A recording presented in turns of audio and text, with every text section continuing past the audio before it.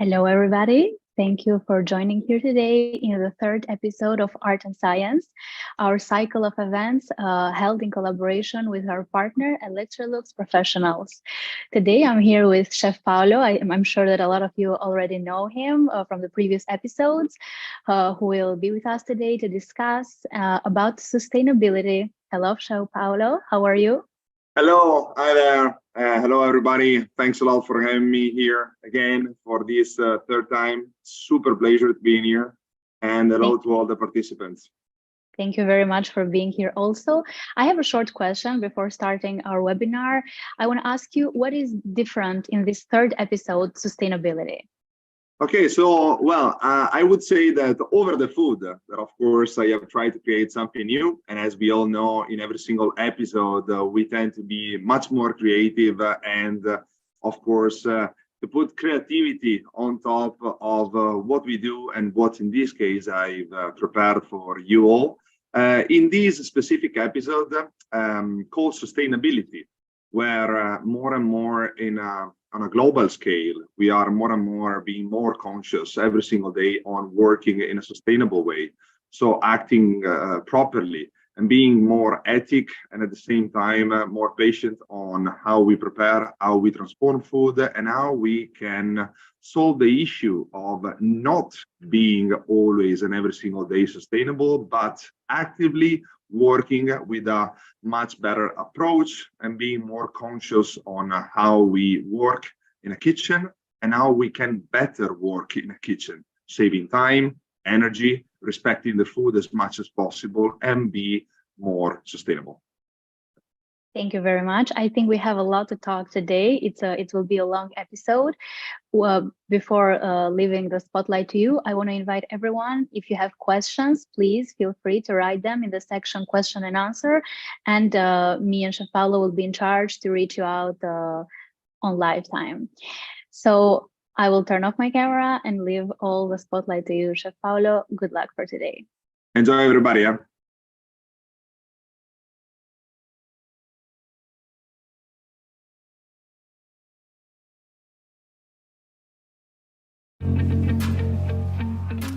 Ciao and welcome again into my beautiful kitchen. My name is Paolo Pettenuzzo and I'm chef of the Electrolux Professional Chef Academy.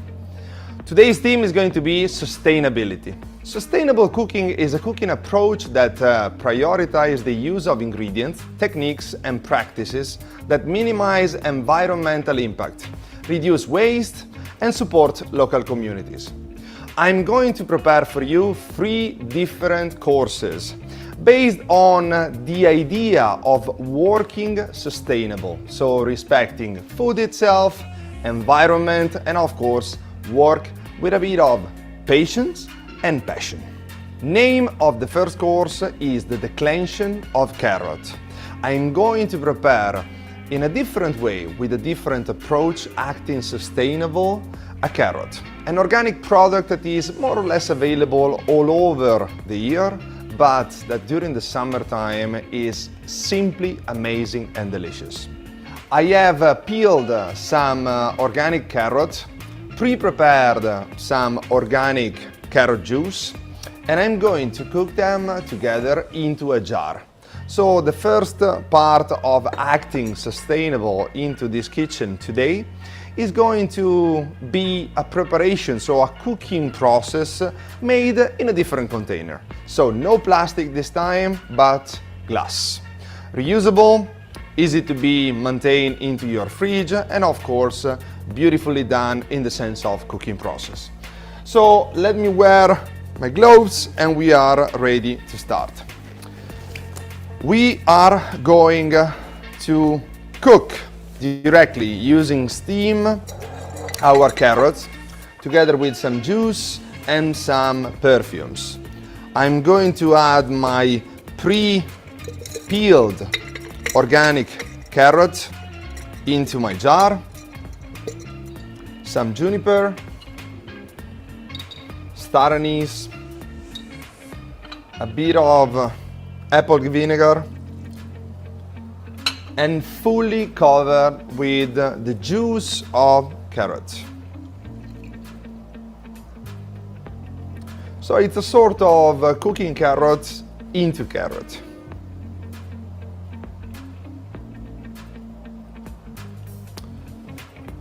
Fully covered, close with our lid, ready to go in the oven. But first, I have something else already going on into my oven. And this is a mix of dark bread and the skins of my carrots. So I have slightly dehydrated them, and I'm going to use them as a base just to replicate, just to have the same idea of where the carrots are from, so from the soil, from the earth. And right now I'm going to directly stop this cooking process and start the new one. So for what regards carrots, I'm going to work in manual mode. From the top of the screen, I move myself into manual ambient. I select steam, 75 degrees for 25 minutes.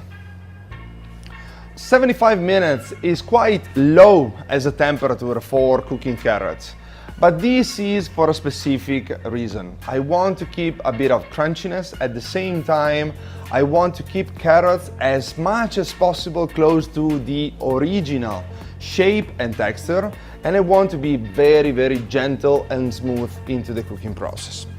In this case, since I'm cooking into the jar, I don't need to wait for the preheat. So I just go into the oven, close the door, press the play, and skip the preheat. Our oven at the real beginning, as soon as we switch on the appliance, is going to refill the boiler of water, prepare the water itself till 95 degrees, and ready to nebulize it directly into the cavity. This is the reason why I don't need to wait for few minutes for the heating up of the cavity itself and the preparation of the water transformed in steam. So let's get back to this preparation. The next prep, as I was saying before, is going to be a mix and match of old bread. So again, we are acting sustainable in the sense of save the waste, and of course taking care of the products, of the leftover ingredients, and let them become a new ingredient for a new preparation. Skins of my organic carrots, some dark bread, just a bit of extra virgin olive oil, some fresh rosemary, and a special ingredient that is going to bring my crunchy base of the carrots that I'm going to serve later on into a darker color. And this is represented by charcoal. And now we are in front of our Trinity Pro, a wonderful appliance that is super powerful, efficient, and very easy to be used. In here, as we can notice, on and off plus different levels of speed. This is to guarantee as much as possible what you want to achieve. I'm going simply to open up the lid and add my ingredients. Again, dark bread, leftovers from other preparations, combined with some carrot skins. I'm going to save them, some of them actually, for later on as a decoration. And now we go with some fresh rosemary. I'm going to save this part for later on, don't forget about it. Just a bit of charcoal. This is to give an extra dark color to the whole thing, and a bit of olive oil. Salt will come afterwards.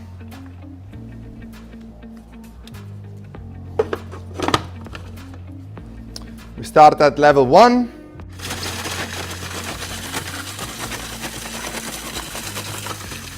Stop for a minute. You can easily see a scraper. This guarantees myself to see what's going on inside and to mix even more what is contained into the bowl.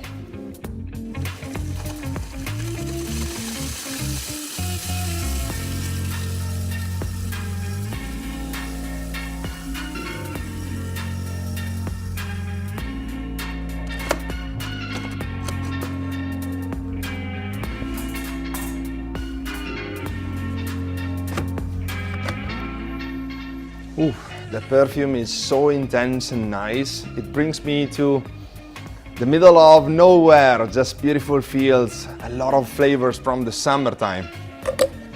And now we transport this crumble into a pan.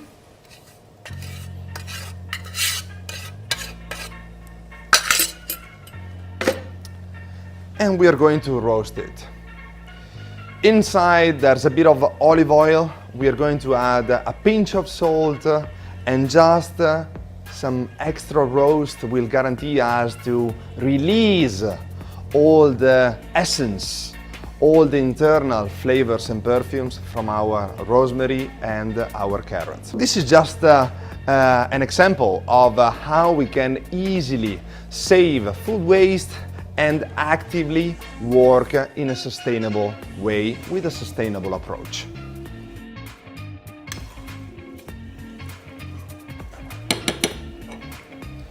As soon as the oil is perfectly incorporated into our crumble, I'm ready to go with a bit of sauté, just to create the extra crunch and be sure that the crumble is perfectly made.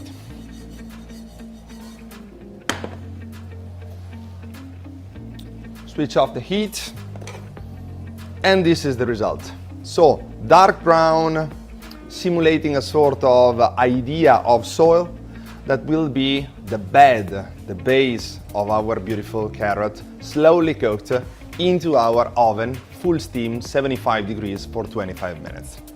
What's next? Well, I'm going to recreate a sort of sweet and sour glazed, made of brown sugar, salt, a bit of the leftover juice from our carrot, and of course some power given by our beautiful induction.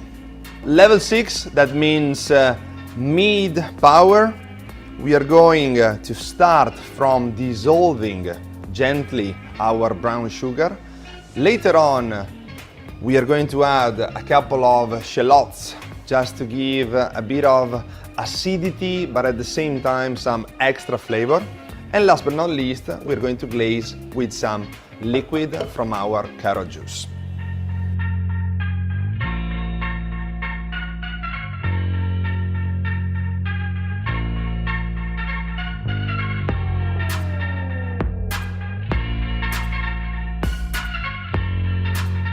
And as soon as we have inserted the liquid, the leftover of our carrot juice, we let it boil for a few seconds, and after that, minimum power for 5 to 10 minutes. Liquid needs to become more or less half of the initial, and of course, creating that sort of gluiness, sort of a honey effect. Later on, we are going to use it as a resting space for our carrot before serving them. But let's move to the blast chiller, because we have another preparation that I have done overnight with a really interesting special cycle dedicated to Skyline Chiles. This cycle is called yogurt. So yesterday evening, before going back home, I have added into this jar a mix of milk and enzymes. During the night, automatically, our blast chiller is taking care of the production of the yogurt. 40 degrees for 14 hours, creating this. Silky, firm, and beautifully done. Let's see how we miss from our cooking process. 1 minute and 20. So just to recap, a really gentle, nice, flavorful preparation done using our oven, Skyline Premium S. Full manual, steam 75 degrees for 25 minutes in an alternative way, in jar. When we cook in a sustainable, in a more healthy and of course interesting and diligent way, we can not only use plastic bags, but we can use alternative containers. And glass is a wonderful example of how we can simulate more or less a sort of plastic bag and cook perfectly well using a proper, super powerful oven. As soon as we have the result of this cooking process, we are going to take off our carrot from the juice, save the juice for a nice preparation that I will showcase you later on, and of course, go straight into the next preparation. So, yogurt is made, our crumble, so our earth is made, and of course, we are going to let our carrots rest into the glaze that we have recently prepared. Cooking done. In the center of the screen, we have total time. We have, of course, the amount of water that the oven itself has used to create this cooking process, and a double system is recalling us for opening the door. So, lightning and sound.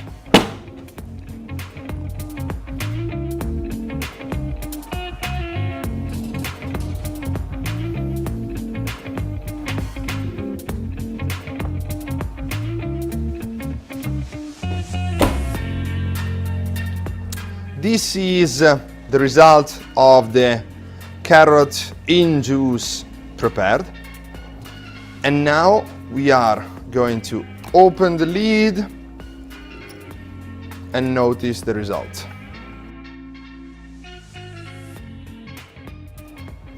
Still super crunchy, but at the same time nicely cooked into its juice, into its flavors.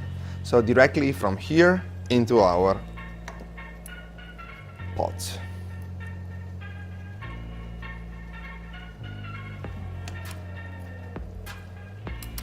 And of course, if you want, you can save them after properly chilling it at +3, so fridge temperature, for later.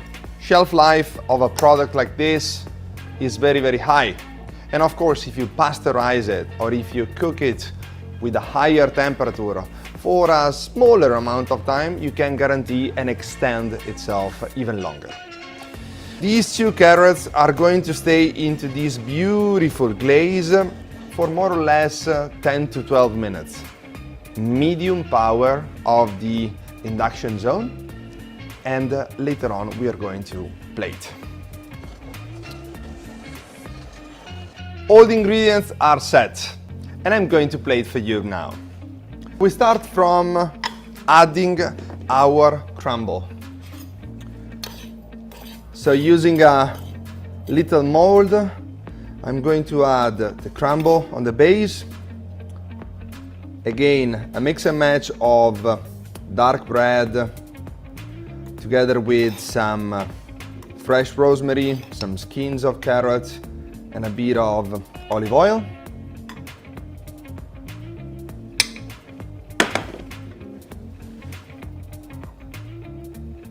Open it up. I'm going to pose my carrot.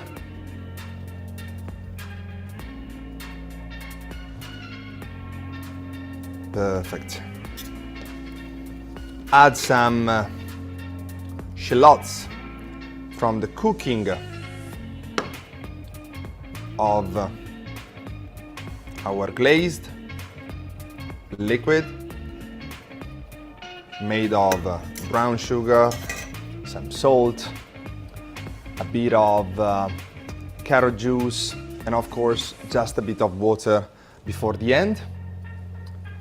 Our yogurt that has been pre-prepared overnight, so plain, simply with fresh milk and enzymes.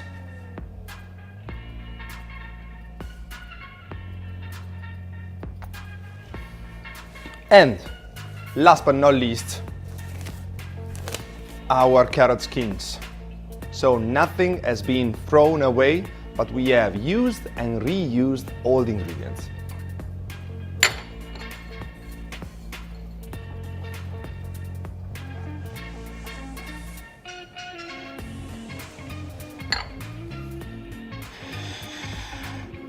And this is the plate. A beautiful example of acting sustainable, working smooth, using technology, but of course a bit of creativity too. And this is the first plate, carrot. And now let's go into the next course, a sustainable sandwich. We are going to prep a multiple series of things, including multiple appliances, to create a sustainable effect eating a sandwich. Into details. A turkey non-turkey sandwich made of an traditional Italian focaccia. A turkey breast made of celeriac. And last but not least, a vegan mayo made of the liquid of chickpeas.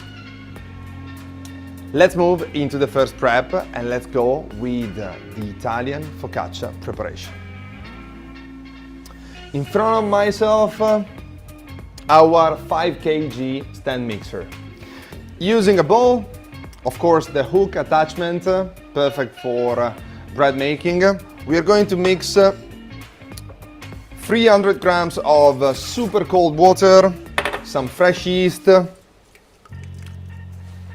some semolina flour, in this case 500 grams,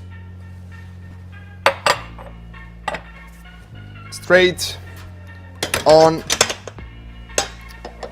using the attachment. Close the lid. Speed number 2 for just 20 to 25 seconds, and after that number 3 for 20 minutes. After 20 minutes we are going to incorporate a mix of salt and sugar, in this case 25 grams of salt and 7 grams of dark brown sugar. This sugar will give me a bit of extra twist in the sense of color, but not only. A mix and match of these beautiful, oily, but at the same time super perfumed semolina flour Italian focaccia that we are going to prepare in single portions, 80 grams, using one of our dedicated trays for eggs, but not only, in this case for single portions focaccia prep. And later on we are going straight into our blast chiller, the blast chiller, to proof them for 45 minutes and straight forward into our oven for a traditional Italian focaccia cooking. In the meantime, we are going to wait for this. We can move to the next step. Cast iron pot. I go to level 6, more or less. Bit of olive oil.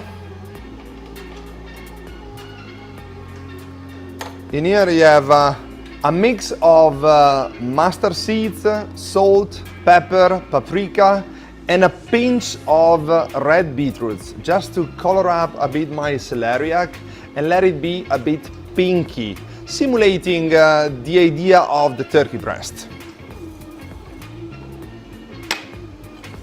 Shallot.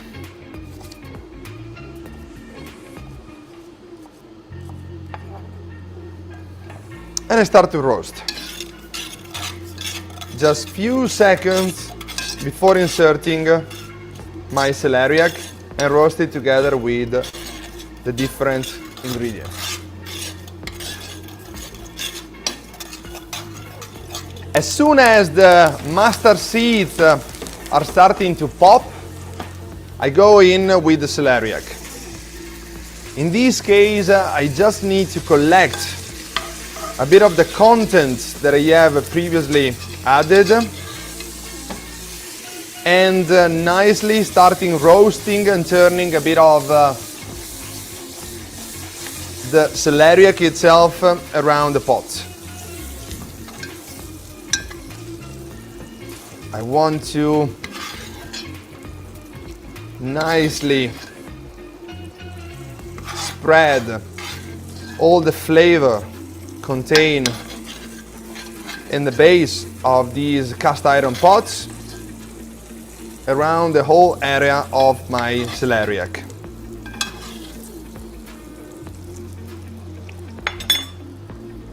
A bit of wine.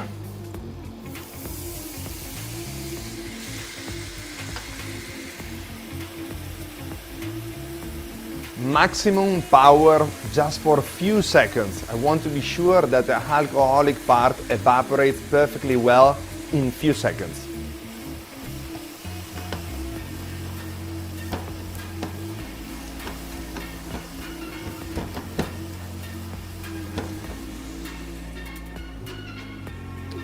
With a brush,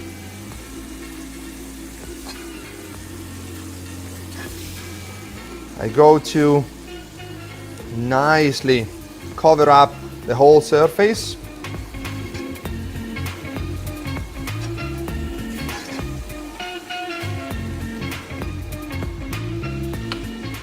And I let it rest for a couple of minutes. Just level one to guarantee to my celeriac to stay a bit warm but not overcooking. After 10 to 15 minutes, don't forget to add salt and sugar, but before, let's go and move to the oven to select the cooking process of these beautiful ingredients. Low temperature cooking at 67 degrees core temp. In here, from the menu, I move myself into the automatic mode. From the automatic, I select Cycle Plus, so special cycle. 11 different special cycles in our Skyline Premium S range. First one, low temperature cooking. I go to temperature and I move myself from 140 to 175 degrees. Core temperature, as I previously said, 63 degrees. I press the OK. And before starting the preheating, I take off my 6 sensor probe. This will guarantee me to insert the probe itself into the real center of my celeriac, but having it quite cold, so doing it in a really nice and smooth way. Let's check the dough. Already quite elastic. I go with salt and sugar, and I let it continue to knead for at least another 5 minutes. Just before the end, a bit of extra virgin olive oil as a final twist for our focaccia prep. Oven is ready to go. I take my cast iron pot.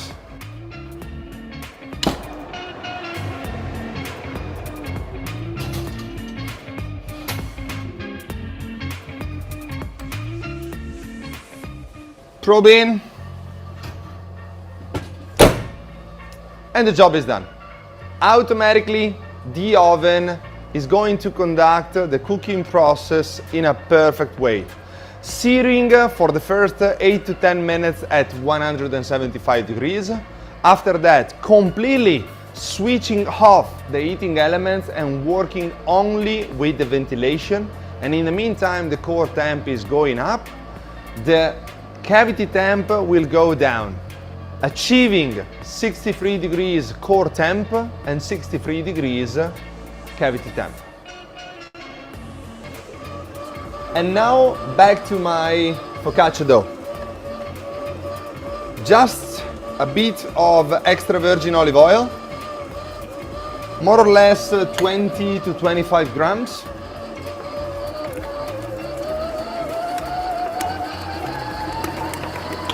High speed for a minute, not more. And here we are. Take off the hook.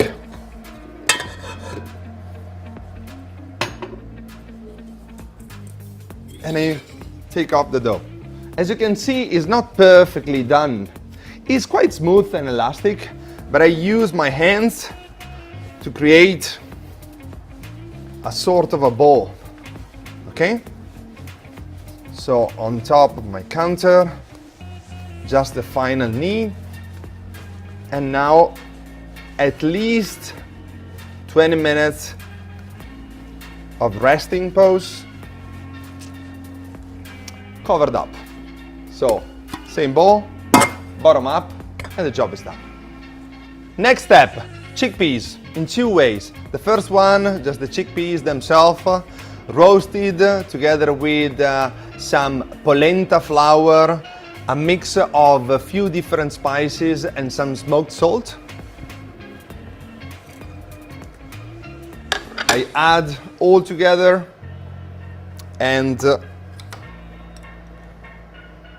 I'm going to add the chickpeas. I want to save the liquid, what we call aquafaba, for the prep of my vegan mayo. And here we are. A drizzle of olive oil, level 8 of the induction zone.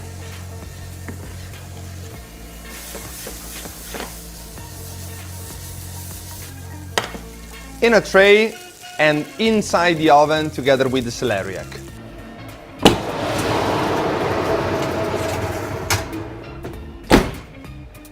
In the meantime, I'm cooking the celeriac.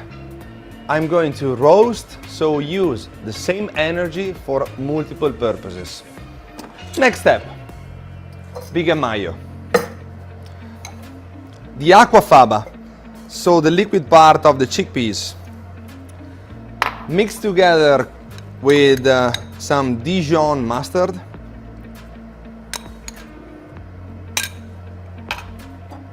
some lemon juice, and a pinch of salt. Remember, the best way to do mayonnaise in general, both vegan or not, is to use all the ingredients at the same temperature. All of them together from fridge temperature, or as in this case, all together room temperature. Let's move close to the counter and let this become mayonnaise. I'm going to use our speedy mixer combined with a dedicated blade. In the range we have two different types of blade. One that is classical for mixing and creating those wonderful sauces and so on, and the other one that is called emulsifier. As you can see, this is a round blade. Actually, it is not a blade. It is a sort of disc that is positioned slightly in diagonal. This will guarantee me a wonderful result and a super smooth emulsify. I position it in the center. Of course, speed at the minimum. Bit of a twist. And I start from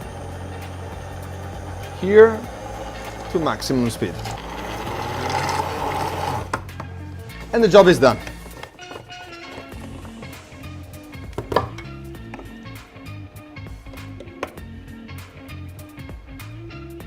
Nice and silky. Of course, a bit lighter in the color respect to a regular mayonnaise, but perfectly well done and super nice in flavor. Seal it straight into the fridge, and I'm going to use it just before serving my sandwich. And now let's prepare our focaccia.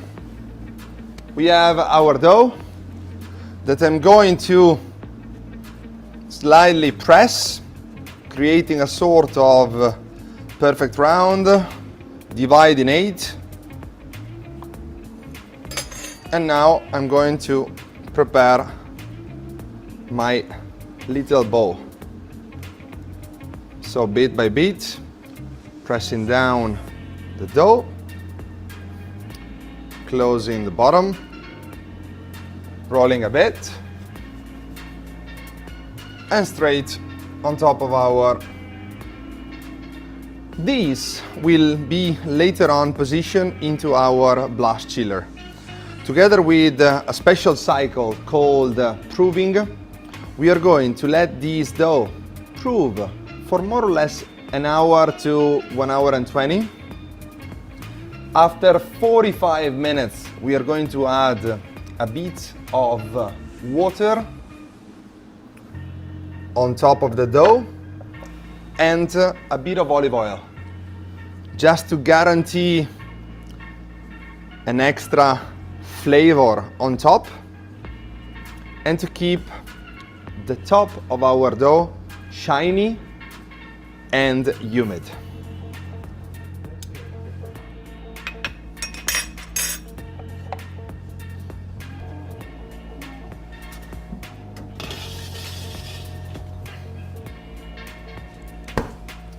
Again, 1 hour at 35 degrees and later on just a bit of water and a bit of extra virgin olive oil to guarantee shyness and that beautiful classical result of an Italian focaccia. The oven has ended up the cooking process. Let's see how it is and how it looks like.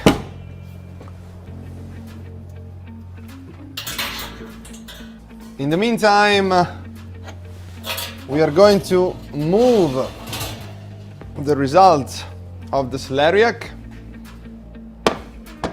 and before glazing it a bit with the brush, I'm going to restart another cooking process. In this case, our focaccias. From the automatic environment, I go to bread, I go to leavened dough, and I go to focaccia bread. I give 18 minutes and I press the play.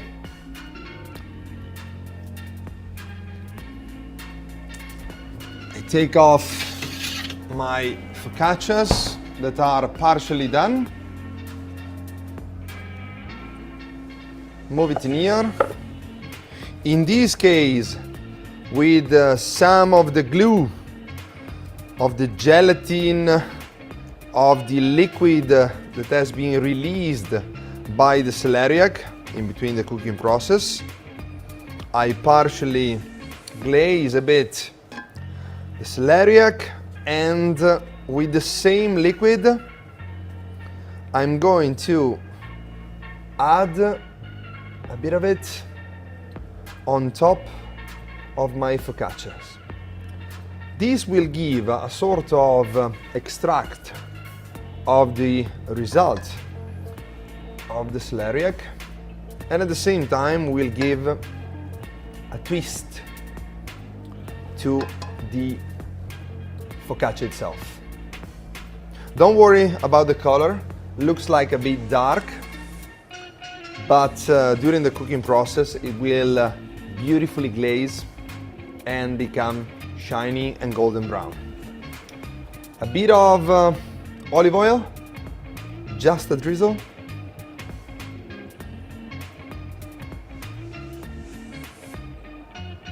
And we are all set for the cooking.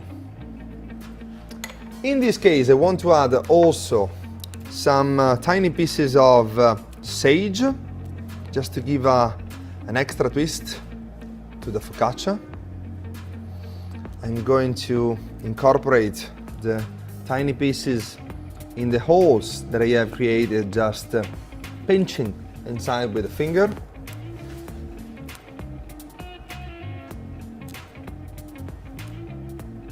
And in the meantime, we are waiting for the preheat. I'm nicely doing this job. The cooking process of the focaccia will long last for 16-18 minutes, more or less. Enough time to chill down my celeriac in the blast chiller, and later on we are going to slice it with a regular slicer as if it was chicken breast, turkey breast or something else. After that, we are going to plate our beautiful sandwich. Manual mode, chill, play. We skip the pre-cooling and we go straight in.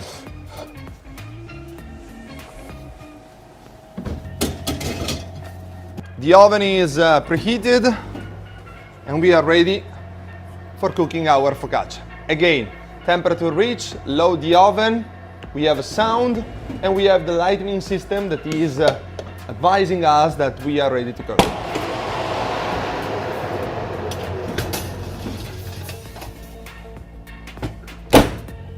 Don't forget, every single automatic cooking process is partially opened. In which sense? Well, in case we want to follow the rules of an automatic cooking process that has been created internally in Electrolux Professional, we can anyway change some of the steps of the cooking process itself. In this case, for the focaccia, I am following the instruction of an automatic cooking process, but I have just changed the total time. Why? Because I perfectly and already know that usually the focaccia has a time of 20-22 minutes, but is made for trays, so calculated on a kilo and a half of product. In this case, we are working with the same ingredient, but in single portions, so the total amount will be a bit lower. So I can easily select the automatic cooking process, but change the total time from 20-22 to 16-18 minutes according to the weight of the product itself. In this case, we have a temperature recovery that happens as soon as we insert any trays and the temperature drops down, and automatically will recalculate the total time of the cooking process. 18 minutes left and we are ready to go. Our focaccia has ended, the automatic cooking is done. Move it off. Nice and golden brown. And right now, just a couple of minutes into our blast chiller to chill the focaccias down a bit. And after that, we are go with the plating.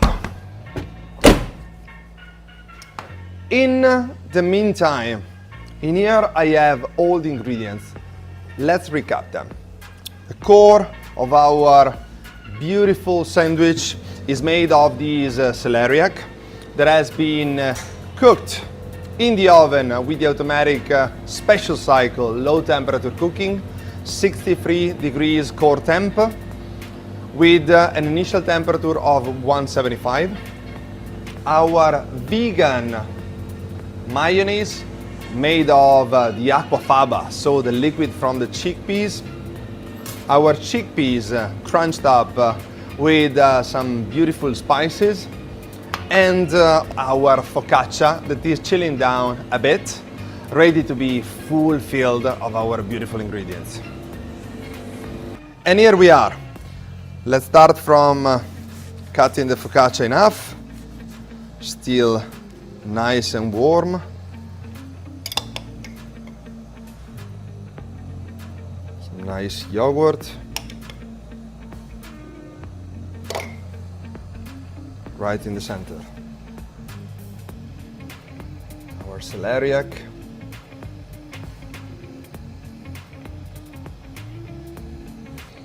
Some extra yogurt on top. Our crunchy chickpeas. And we end up with some red pepper filaments. The top of our focaccia. Some extra mayo on the side, and a sage leaf just to recall the thing. And here we are. And this is our second course. An alternative way to leave a moment of a sandwich, in this case sustainable because of the respect to the single ingredients. So seasonability first, number two, usage of the different ingredient, third, the decision of not using for a time a traditional cut of a white meat as turkey or chicken, but instead using an alternative product as celeriac. made in a wonderful way using a special cycle that is low temperature cooking, using the similar, let's say, ingredients, the similar taste of a traditional preparation of a turkey breast. So the same spices, the same way of cooking it, but with a different result. An alternative, interesting and super intensely flavorful sandwich made of an Italian focaccia style.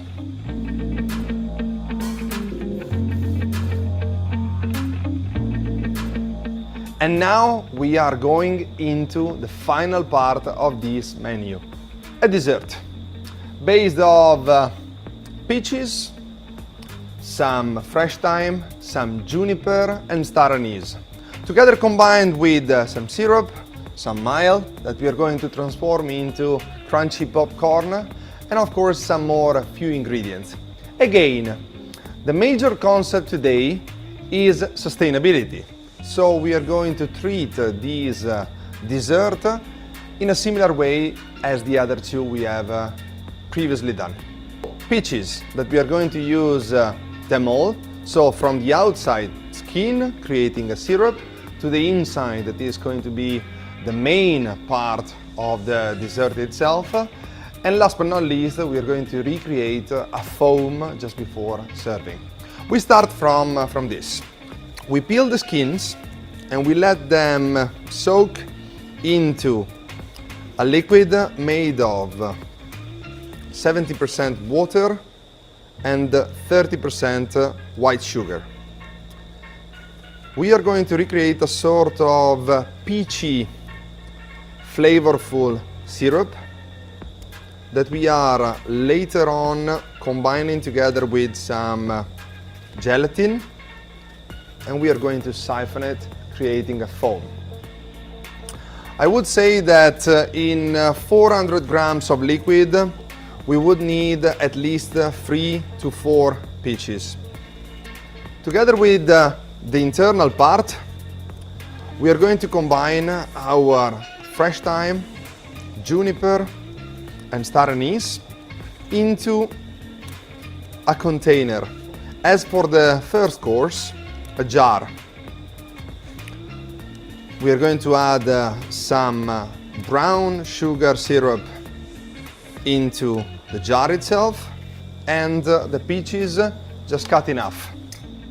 All together into this jar, close the lid, and we go into the oven straight at 90 degrees full steam for 12 minutes. So all the ingredients are in.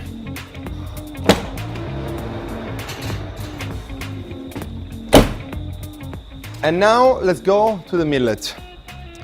Simply go into the maximum temperature with our induction. On our saucepan, some millets that we are going to rapidly toss and saute just for a few seconds. As soon as you hear a bit of sound of the popping of the millet itself, and you can easily smell the flavor of the release together with the heat of the pan, it is ready. We switch it off, toss it a bit more. Don't be scared about the smoke. Till it is still white smoke, it is okay. Beautifully golden brown and super crunch. Leave it on side. And we are ready to filter our peach syrup. Let's start from scale this. Cooking is done. 12 minutes at 90 degrees. And this is the result. And now we are going to open it. Wow, what a lovely flavor. Our peaches are slightly tender and soft.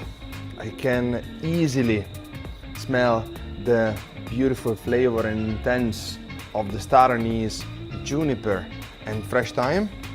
But now let's take off and move inside of the other liquid another 150 grams.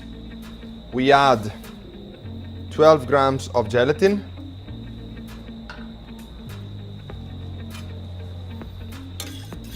We let it dissolve. And after that, we are going to put this liquid into our blast chiller for a few seconds, just to have the possibility to chill it down and use it into our siphon. Okay, our juice is done, and we are going directly into our blast chiller to chill it down for a few minutes.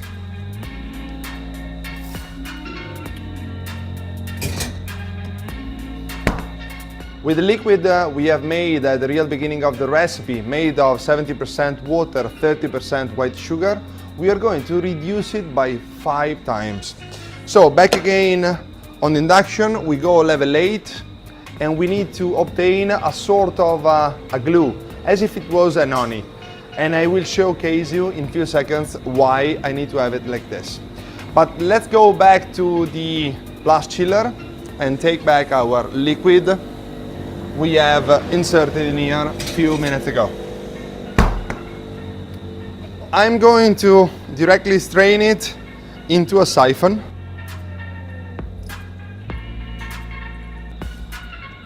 Perfect. I'm going to use a strainer to erase all the impurities, because they can be a challenge for the escape as soon as I use it. And now my favorite part, the plating. I want to move all the ingredients in here. Again, the juice created by the reduction of water and sugar, where I'm going to add right now at the real end some dry mint. This will give an extra twist to the whole thing. Do you remember this? The one that we saved from the first recipe? Well, I'm going to use it as a bamboo sticks. I just take a piece of my peach. Perfect. And I go directly in the juice. Let them stay for a few seconds. Perfect. And now I go direct on top of the millet.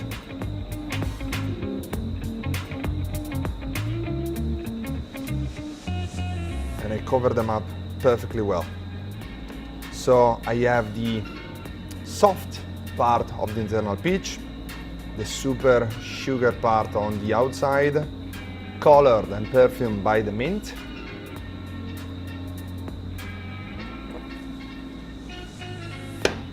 And last but not least, our foam. Some extra millets on top.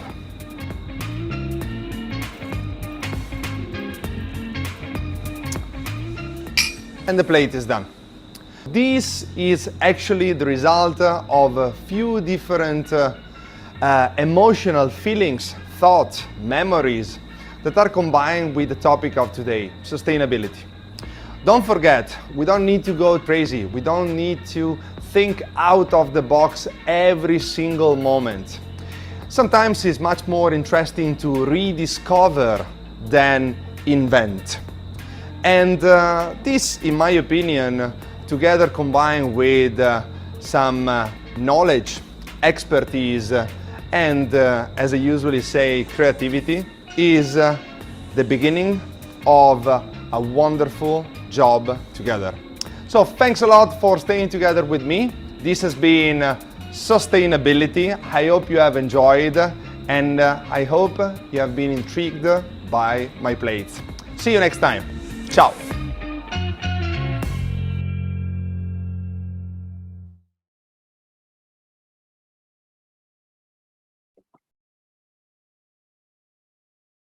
So,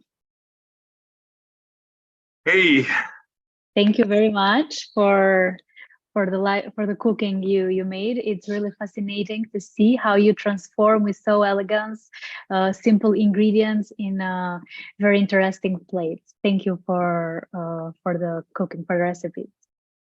Absolutely. I'm super happy of the huge amount of questions that we got during the projection of this episode. As you probably already know, but also for all the participants that are watching this, for ourselves as Electrolux professional, sustainability is one of the most important topics we are trying to explain and more showcase.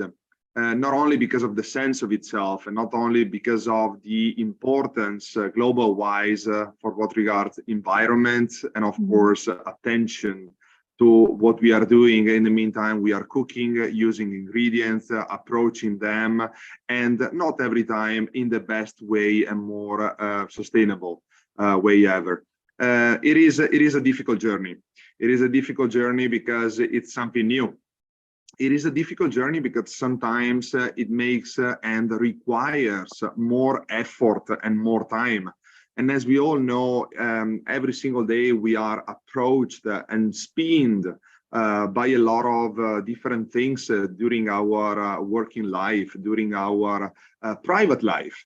So sometimes is, let's say, easier to take the shortest road to get to the point. But for what regards our environment and the future, the more we will be sustainable and the more we will be conscious of the usability of the single elements, the better it will be for us and for the people that will arrive in this world after us. I got a question related to cruise ships. A chef was asking, how can I be more sustainable in a cruise ship?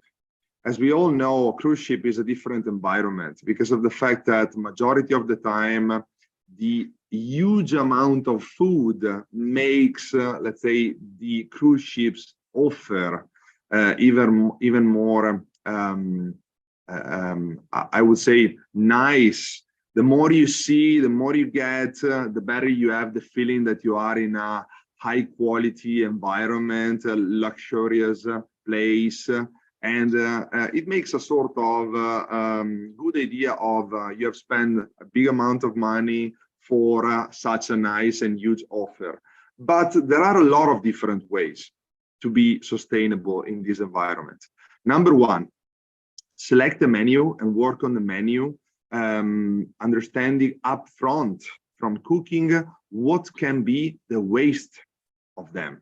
So if you are prepping 200 things, just imagine what of these 200 things possibly in the chance of having some waste, of having some leftover, can be reused, and if yes, in which way. So let's say operate also in a proactive way. And proactive way means, what if I have some leftover? How can I use it? Number two, try to find out upfront from the use of the single elements if you can use them all. So skins of vegetables, leftover ingredients from a morning session, repasteurizing a product, using the product twice, use the same product for multiple preparations. So be more and more diligent in respecting food and trying to use it in the best way ever as much as possible. Over this, of course, is a matter of being conscious and respectful. Because at the end of the day, if we respect the ingredients, the world, the global wise, will respect us more and more. And the result of the world we are living is the result of what we are giving to the world itself. So sustainability, even if it's a non-tangible, let's say, word for the majority of the time, it is physically alive in our life. And this is important. This is really an important part of our way of living and on our approach in the working life. Thank you very much. I feel like it's very easy to listen to you for hours and hours. You have a lot of passion and it's very, very easy to follow you. However, we are a bit over time, so I have to start doing the closing remarks. I want to thank you very much again for being here in the third episode. I think we have one more episode, right? Yes. In the upcoming months.